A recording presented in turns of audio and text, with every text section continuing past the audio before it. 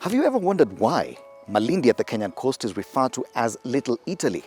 And do you know the history behind it? Well, today on BALOZI Speaks My Country, My Story, we get to talk to Italy's ambassador to Kenya to tell us more about the relationship between the two countries that spans over 6 decades. From Nairobi to Rome, the distance is approximately 6,300 kilometers, a journey that spans 2 continents, 2 cultures, and centuries of shared history. Italy is a country of superlatives.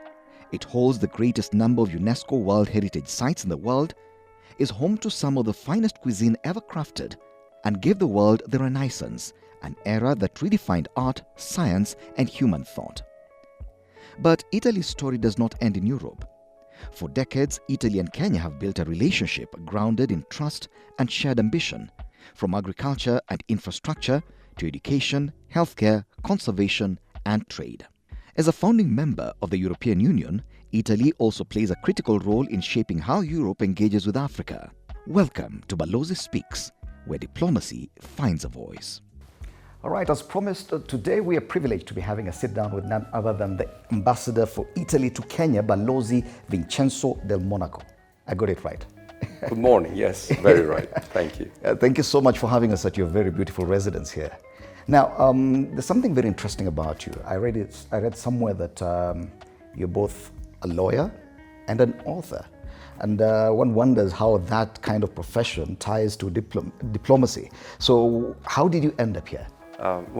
Thank you first of all for having me. It's a great privilege, and you're always welcome in the residence in the House of Italy here in Kenya. Saying that I'm an author is a bit maybe of an overshoot. I do not pretend writing anything that interesting, right? And I more often write for myself for the pleasure of summarizing a number of ideas, of thoughts, of concepts, and put them down black on white, certainly not for selling or making money. But I think that there is something that binds together the fact that I'm a diplomat and the fact that I like to write. It's about the interest in listening to the other people, what the others have to say. Feeling like I'm an inhabitant of, I would say, the middle lands. Diplomats, they are well rooted in their own countries. I know where I come from. I know what my country is. I know who am I. But in the meantime, I'm a sort of interpreter, interpreting different approaches to life, different countries, civilizations, and cultures. And therefore is this interest in listening to what the others have to tell me, more in what I want to tell to the others. And writing is a bit much also about that, putting things together, connecting things, trying to summarize and offer it. All right. And some of the works you've done in terms of publishing have been purely documenting the places you've been and the cultures you've had to interact with. So what has the journey been like? Where else have you been as a diplomat before you came to Kenya? No, thank you for asking that question. Again, I do not dare to speak about, certainly not about my job abroad. That is for the official record. So it's about encounters, it's about the meeting with people, meeting with other cultures. So it's not a travel guide, it's not a TripAdvisor kind of publication, but it's about telling a number of stories that speak in particular to maybe to people that are interested in this kind of life. Before serving to Kenya, I was in Rome in the HQs. Actually, was the second diplomatic advisor to the Italian Minister of Industry. We have diplomatic advisors, career diplomats. We are all career diplomats in every line ministry as advisors and watchdogs to some extent. And previously to that, I was seconded by my government to the Organization for Security and Cooperation in Europe, which brings together 57 countries, United States and Russia included, all Europe, Turkey, very interesting. And I was ambassador for the OSCE to Albania. And then it was Caucasus in Armenia, which left a strong imprint of me from a human standpoint and a professional one. And then it was again Balkans, Western Balkans, Montenegro. 4 marvelous years with the former president of Italy, Giorgio Napolitano, China, Brussels. So I've been a bit in, I wouldn't say everywhere, because it's never enough. Yeah. This is the point. I mean, the bottom line that it's never enough. Mm-hmm. How many years have you been in this line of work, diplomacy? You make me calculate my age, but I think it's 28 years of diplomatic service. Mm-hmm. But I still feel I'm a kid. All right. and talking about being young, you're quite young in Kenya now. You've been here only months. How is it so far? Interesting enough to have a lot of fun. Uh-huh. And Kenya reconciles several things which are key to me. It destabilizes me culturally because I completely changed the spectrum of my activities. I went from Far East, Transatlantic, Caucasus, Western Balkans, commercial industry to Africa. Okay, but there is a reason for that, because when I was a kid, my father was the Italian defense attaché in Ethiopia, in Addis Ababa. And those 3 years have changed my life. I wouldn't be in this job hadn't I been as a teenager in Ethiopia. And so at some point I felt this need of coming back to the origin of everything, to the Horn of Africa. And during Italy's G7 presidency, which I chaired at technical level, I chaired the negotiations at technical level for the Ministry of Industry, I got again acquainted with Africa. And so I thought that Kenya, which is a country of priority interest for my government, would have reconciled my interest for this country, my interest for this region, for this continent, with professional aspirations, since it's a priority. So Kenya is keeping me very busy, but it's a very sweet country, and people are so hospitable and welcoming. So I'm. What is so sweet about it? Because I know when it comes to culture, and you talked about culture a lot, when it comes to cuisine, for example, what have you sampled in Kenya and what do you like so far? I shouldn't be speaking about cuisine because my challenge is to lose weight, not about swallowing something more, right? But you know, samosa preceded my arrival here in Kenya because your amazing ambassador to Italy invited me for dinner, and then it made us try samosa and other delicacies and dishes of Kenya, starting from tea. I love the Kenyan tea with milk, love it. So, but you know, food should not be one of my priorities because it's certainly not something that I need. I need actually the contrary.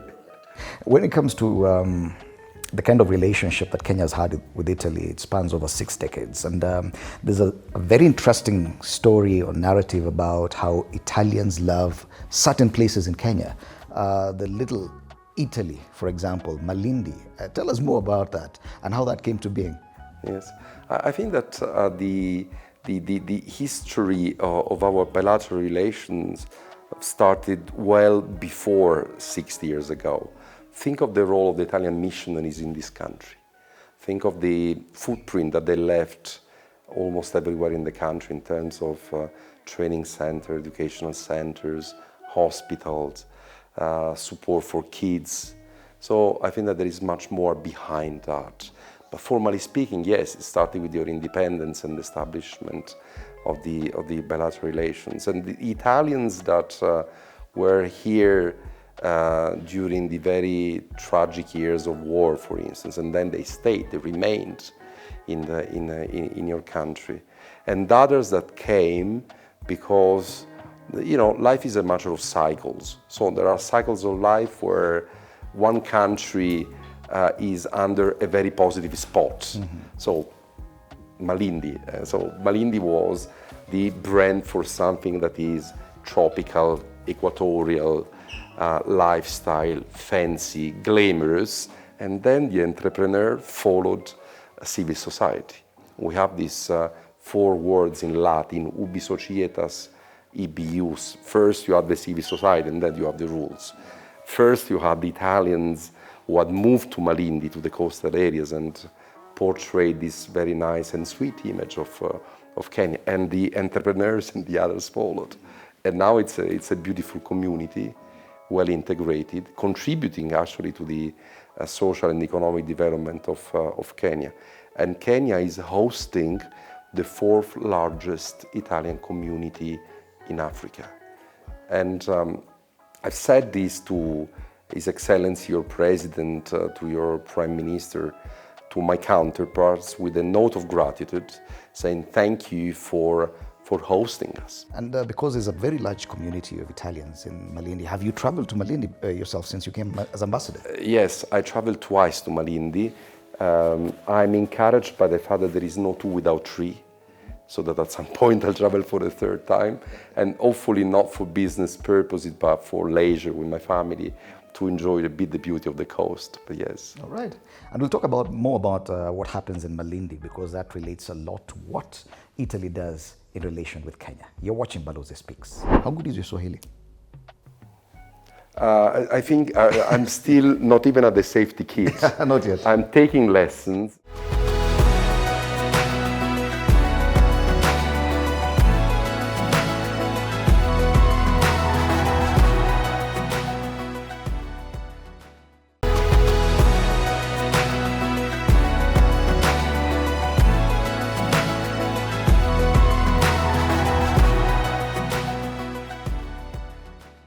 Welcome back. You're still watching BALOZI Speaks, My Country, My Story, and we continue with this conversation with BALOZI Vincenzo Del Monaco.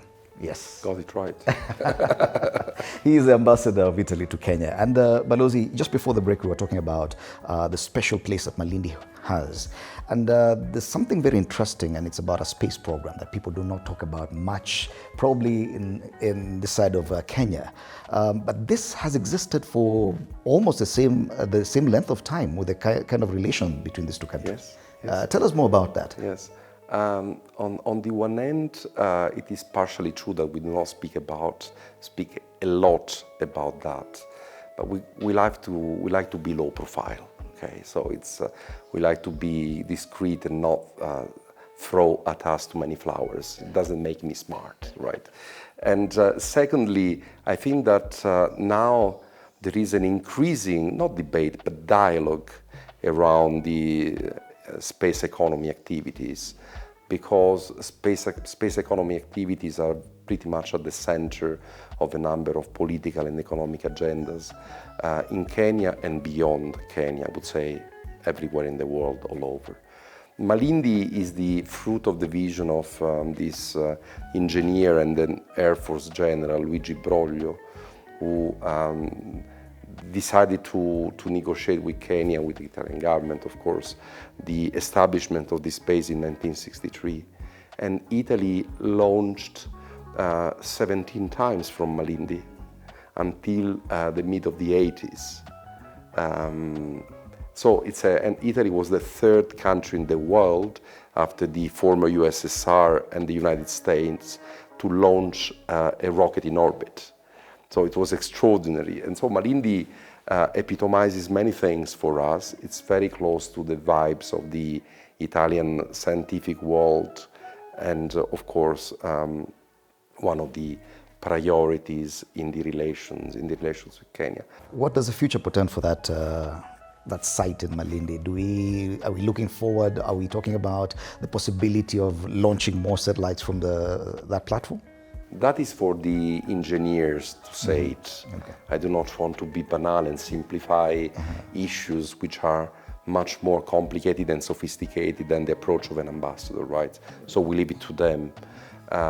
What I can tell you is that the center, the base, will further enhance the research activities. They will further make the most of all the satellite images. A node will be opened in Malindi, and one is about to be opened also in Nairobi for the same purpose. And who knows, maybe we'll be collaborating together to train the first Kenyan astronaut to travel to the space. Who knows that? Who knows? We leave it to the engineers. Right. Politics is there. Politics is behind this project. And strongest support from the Italian government, from the Italian space agency, ASI, and I can tell you that my relations with the Kenyan institutional counterparts are simply impeccable. And you could just set off the first Kenyan astronaut from Malindi, you never know. But away from Malindi, Ambassador, now I know Italy, specifically in its relations with Kenya, does a lot of other things. Which areas are these? And kindly take us through some of the highlights that you could talk about now. Yes. It's difficult to summarize the array of activities that are ongoing and the projects that we have in mind that we are working at together with the Kenyan side. Maybe I can just flag to you the development cooperation activities, which span three main pillars: planet, prosperity, and people. So you see there is this very interesting and meaningful link between what we do at bilateral level, the bottom line that is people, yes, and also a multidimensional approach, because when we think about people and prosperity, we are also working together on planet. Think of climate change, right? I could make some specific examples to you. For instance, the projects that we are developing successfully in your country and that we trust will be further developed to help something like 30,000 local coffee producers, and helping them through training, research, building their supply chain, packaging, and access to market. It's huge numbers. Or what any ENI is doing in your country, reaching out to roughly 100,000 people in this country. You talked about the numbers, 2,500, 100,000 farmers, Yes. coffee farmers. And one wonders, because the biggest problem we have in Kenya is a youth bulge. And when you talk about those numbers, what kind of demographic are you talking about? I'm talking about a very diverse demographic, because there are women regardless of their age, right? In the fashion sector, for instance. Coffee, you can be either a young person or an elder one, provided that you have this kind of business. But when I think about the young people, and thank you for asking me, it reminds me of what we did recently in Nairobi through the Nairobi Eye Forum.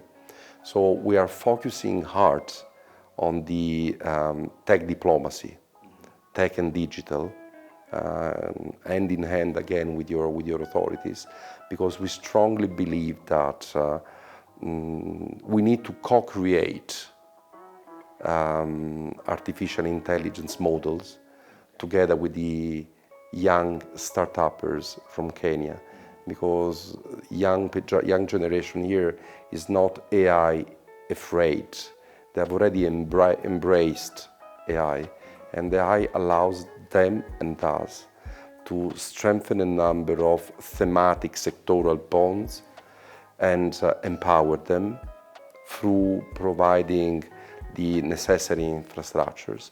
Think of the GPU hours that we provide through the supercomputer Leonardo in Bologna, or the access to the venture capital market of Italy, and through Italy, the European and even the American one.